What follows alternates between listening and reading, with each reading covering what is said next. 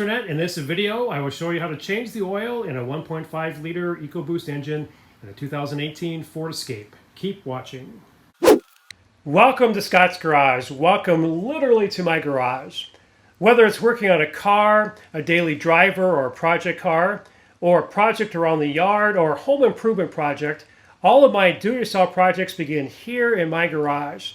Scott's Garage is a place for do-it-yourselfers. Welcome to my channel. Please note I already have the car jacked up. I'm using the scissor jack that came with this Ford Escape. See the card above for a separate video on how to correctly use that scissor jack and the correct locations for lifting your vehicle. In addition to the scissor jack, I also have a substantial jack stand next to it on the frame just for safety. Always be very safe when doing any sort of work like this. Okay, here are the tools and the supplies you'll need to make this oil change. First of all, you'll need oil. Ford recommends 5W30 for this 1.5 liter. Now, for the last 20 years, I have only used synthetic oil. I have vehicles that are well over 200,000 miles, one that's close to 250,000 miles. I've only used synthetic oil. I'm a firm believer in them. So I don't care the brand as long as it's synthetic. Also, as far as oil filter, you'll need an oil filter. I like wicks. They're a little bit better quality than the microguards. I've had microguards fail or not even function, period. And so it's better to get a better filter, in my opinion. For this motor, it's a 51348. You're going to need a 13 millimeter socket and ratchet and a T30 Torx driver. I have a variety of wrenches for removing oil filters, the old oil filters. Hopefully I won't have to use those, but I know that all these will fit. And I'll wear a pair of rubber gloves, and hopefully the gloves alone will be enough grip on the old oil filter. We'll see. And then you'll need a low profile container to catch the used oil. Okay, this Escape, this is an SE. Comes with a really nice undercarriage here. It has felt on it. It reduces noise in that, and count of them looks like there are 7 of the Torx 30 bolts that are in here, 4 on the front and 3 on the back.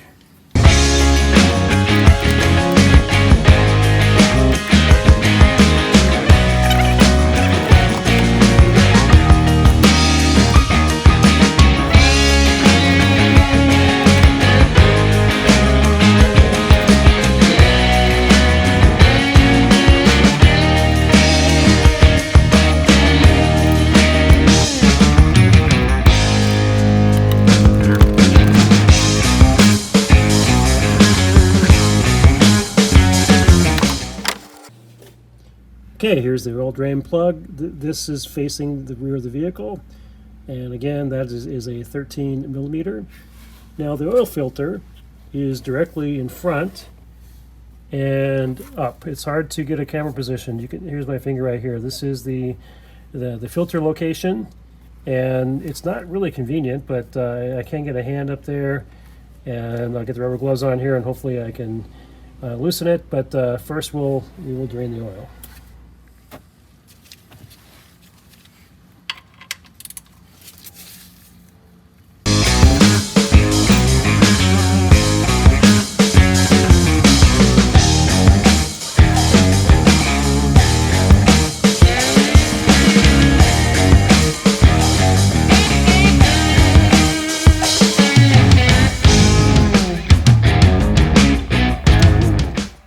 Okay, once the oil is sufficiently drained, to put the oil plug back in.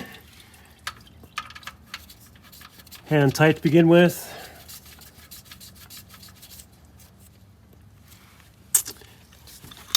And then tighten it with the ratchet.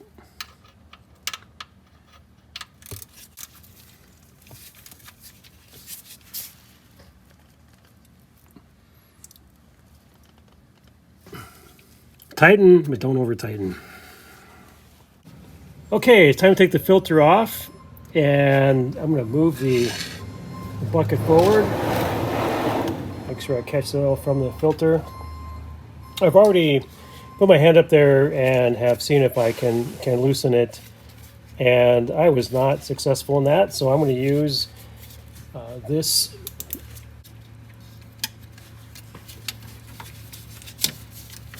It just goes over the outside. There we go. Yep, good. That's enough to loosen it. Get the rest by hand.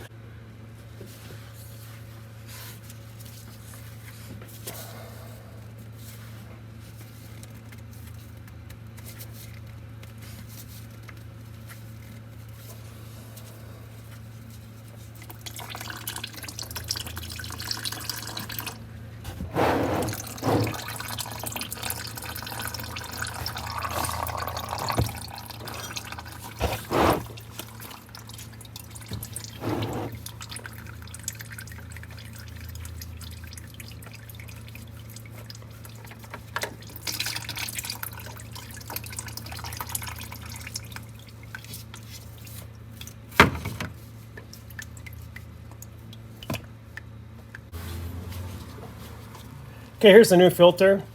I'm just gonna put my finger and dip it in the old oil and just put it around the O-ring, the rubber ring. It will help the new filter seat itself. And just put it in place.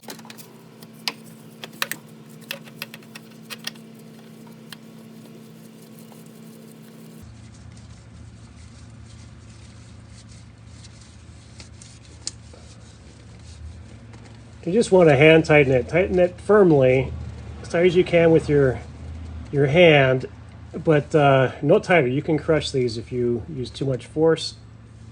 Snug with your hand. Okay, it's time to put the undercarriage back on, and just from experience, make sure you do it right. Just take some time and make sure the holes are lined up. Nothing, well, there's a lot of things worse, but it's just not good if you mess it up, and then, from this time forward, you're gonna have problems with it. So just make sure it's done right the first time, and then every time thereafter.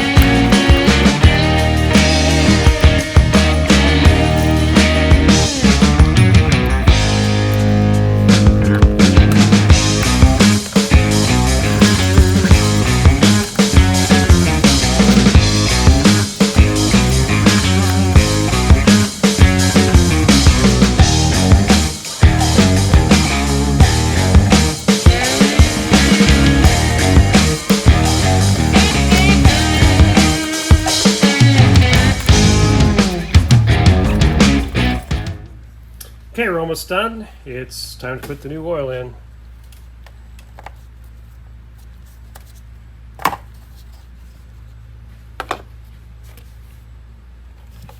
You cannot have a big enough funnel.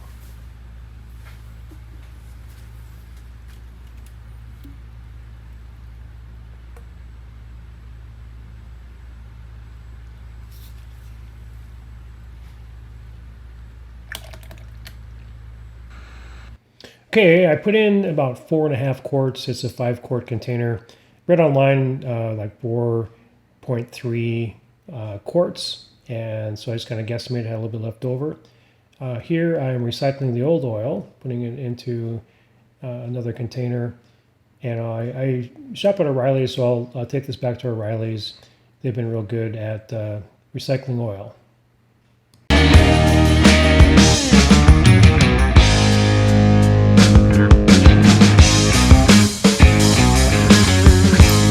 Okay, we're almost finished. The last step is to run the motor. I'm going to close the hood and turn the engine on, back it out. Got to get up to operating temperature, and then I'll pull it back in so it's on level ground, and we'll check the level and make sure there's no leaks.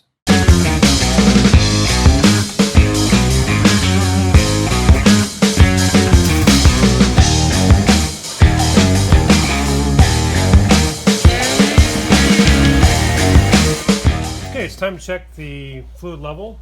So I read online that it holds 4.3 quarts. We'll see if that's accurate. So first of all, I'll just wipe the dipstick clean.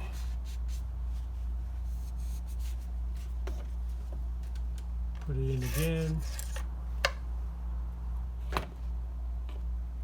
Pull it out. Okay, that's absolutely perfect. Exactly where it should be. See if I can get it on camera here.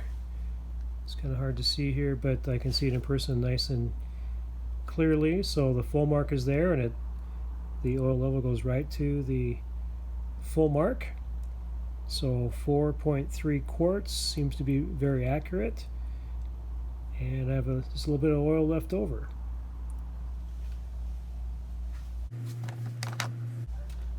Make sure you put your dipstick back in place.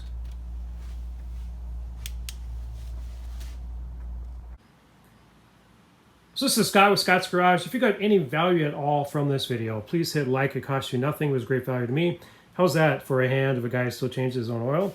And also, please consider subscribing to Scott's Garage. Check out the links below. I have another video on how to reset the oil change required like. It's not as easy as you think it would be.